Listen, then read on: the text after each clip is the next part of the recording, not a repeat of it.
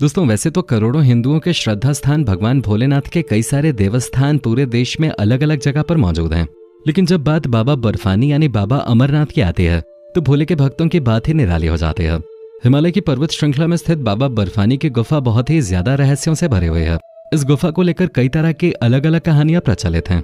सबसे बड़ा रहस्य इस गुफा की खोज को लेकर बना हुआ है, जिसके चलते ऐसा कहा जाता है कि इस गुफा की खोज एक मुस्लिम ने की थी। लेकिन क्या सच में इस गुफा की खोज किसी मुस्लिम ने की थी या फिर ये केवल एक झूठ लोगों के बीच में फैलाया गया? तो आइए जानते हैं कि आखिर कैसे अमरनाथ गुफा की खोज हुई थी और इसके पीछे कौन कौन से रहस्य जुड़े हुए हैं। इस वीडियो में हम आपको सबूतों के साथ बताएंगे कि अमरनाथ गुफा का जिक्र कब कब और किन किन जगहों पे किया गया, जिसे सुनकर आप भी चौंक जाएंगे और सोच में पड़ जाएंगे कि आखिर क्यों हमें ऐसा बताया गया कि इस गुफा की खोज एक मुस्लिम ने की।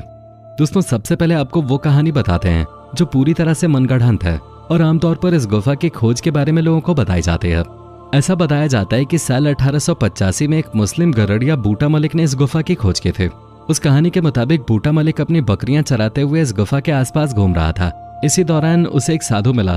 बूटा मलिक और साधु के बीच काफी सारी बातचीत हुई। इसके थोड़ी देर बाद वहां पर अचानक काफी ठंड बढ़ गई, जिसके बाद वो साधु बूटा मलिक को उस गुफा के अंदर ले गया।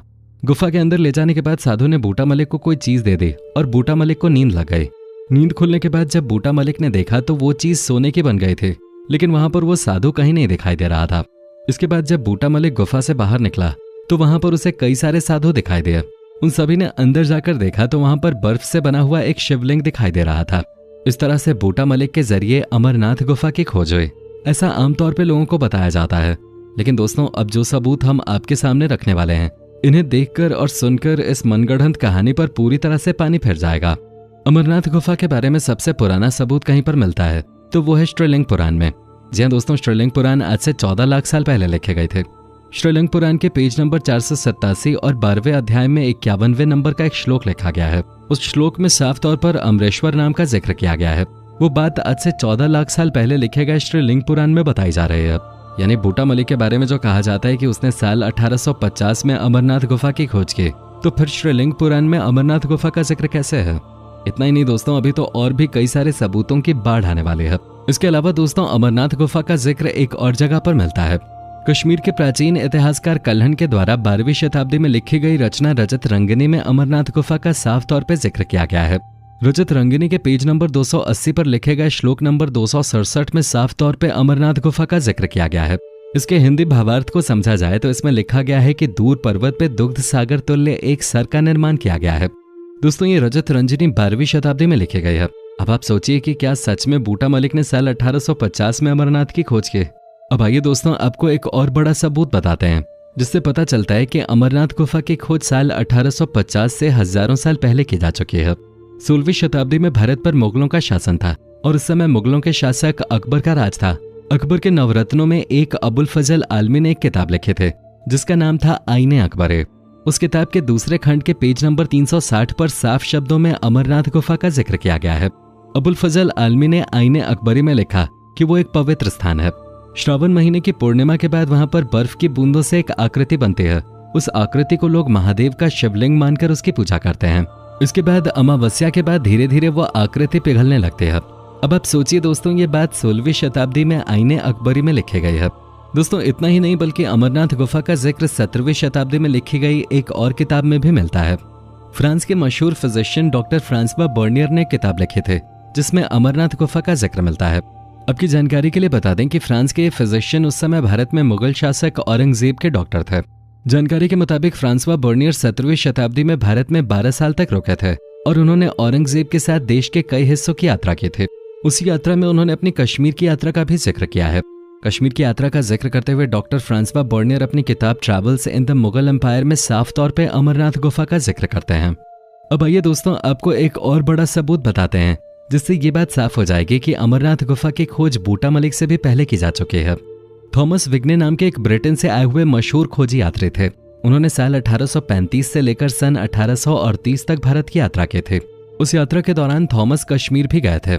इस पूरी यात्रा का जिक्र करते हुए उन्होंने साल 1842 में एक किताब लिखी। उस किताब के 2 खंड हैं, जिसके पहले खंड के पेज नंबर 148 पे साफ तौर पे कश्मीर के पहलगाम और अमरनाथ गुफा का जिक्र किया गया है। उसी किताब के दूसरे खंड के पेज नंबर 7 और पेज नंबर 8 पर भी अमरनाथ गुफा का जिक्र करते हुए पहलगाम के रास्ते से अमरनाथ गुफा तक पहुंचने के रास्ते के बारे में बताया गया है। दोस्तों, ये बात थॉमस ने साल 1842 में लिखी, यानी बूटा मलिक की खोज से 8 साल पहले। दोस्तों, हमें पूरी उम्मीद है कि इन सारे सबूतों को जानने के बाद आपकी आंखें जरूर खुली होंगी। हालांकि सवाल ये उठता है कि अमरनाथ की गुफा का जिक्र इन सारे धार्मिक ग्रंथों और किताबों में किया जा चुका है, तो फिर हमें ऐसा क्यों बताया गया कि अमरनाथ गुफा की खोज एक मुस्लिम के द्वारा की गई? इसके पीछे राजनीति का बहुत बड़ा हाथ है। दरअसल ऐसा मुस्लिम तुष्टीकरण के चलते किया गया। कुछ राजनेताओं के द्वारा किया जाने वाला मुस्लिम तुष्टीकरण राजनीति पर इतना ज्यादा हावी हो गया था कि इसी कहानी को इतिहासकारों ने बार बार लोगों के सामने रखा और लोगों ने भी बूटा मलिक की कहानी को ही सच मान लिया। आपको जानकर हैरानी होगी कि बूटा मलिक की कहानी को इस कदर सच मान लिया गया था कि बूटा मलिक के परिवार के लोगों को अमरनाथ गुफा में लोगों के द्वारा चढ़ाए जाने वाले चढ़ावे में से भी 1/3 हिस्सा भी दिया जाता था। हर साल जब जब अमरनाथ की यात्रा आयोजित होते थे, तब तब बूटा मलिक के परिवार वालों को अमरनाथ में इकट्ठा होने वाले चढ़ावे के पैसे में से इतना बड़ा हिस्सा दे दिया जाता था। लेकिन साल 2000 में देश में अटल बिहारी वाजपेयी जी की सरकार थे। उस समय अमरनाथ के लिए अमरनाथ शाही बोर्ड का गठन किया गया। इस बोर्ड का गठन किए जाने के बाद तुरंत बूटा मलिक के परिवार को दिया जाने वाला चढ़ावे का हिस्सा बंद कर दिया गया, जिसके बाद है तौबा भी मचाई गई। लेकिन कोई भी इस सच्चाई को उजागर करने के लिए तैयार नहीं था। दोस्तों, अमरनाथ की गुफा बहुत ही प्राचीन गुफा है। इस गुफा में अवतरित होने वाले बाबा बर्फानी हर साल श्रावण महीने में करोड़ों श्रद्धालुओं को अपना दर्शन देते हैं। इस गुफा के बारे में प्राचीन कथा के मुताबिक भगवान भोलेनाथ ने माता पार्वती को इस गुफा के अंदर अमरत्व की कथा सुनाई थी। माता पार्वती ने कई वर्षों तक भगवान शंकर की आराधना की और उनसे अमरत्व की कथा सुनने की जिद करने लगे। लेकिन भगवान शंकर ने माता पार्वती से कहा कि अमरत्व की कथा ऐसे कहीं पे भी नहीं सुनाई जा सकती, इसलिए हमें एकांत में चलना चाहिए। जिसके बाद भगवान शंकर माता पार्वती को इस गुफा में लेकर आए थे और यहीं पर उन्होंने माता पार्वती को अमरत्व की कथा सुनाई थी। इसी के चलते यहाँ पर अवतरित होने वाले इस शिवलिंग को अमरनाथ कहा जाता है। तो दोस्तों, ये वीडियो देखने के बाद आपको जरूर समझ में आ गया होगा कि अमरनाथ गुफा कितनी प्राचीन है और कितनी पवित्र है। अगर आपके सामने कोई इस गुफा को लेकर बूटा मलिक वाली कहानी सुनाए तो उसको आप ये वीडियो जरूर दिखाइएगा, ताकि सच्चाई पर से पर्दा उठ सके और लोगों के आंखों पे बांधी गई काली पट्टी भी हट सके। अगर आपको वीडियो में दी गई जानकारी अच्छी लगी है तो कमेंट बॉक्स में अपने विचार जरूर लिखें। अगर आप भी अमरनाथ की यात्रा कर चुके हैं तो अपना एक्सपीरियंस कमेंट बॉक्स में जरूर लिखें। इसके साथ ही लोगों को सच्चाई से अवगत करवाने के लिए जितना ज्यादा हो सके इस वीडियो को लाइक और शेयर करते रहें।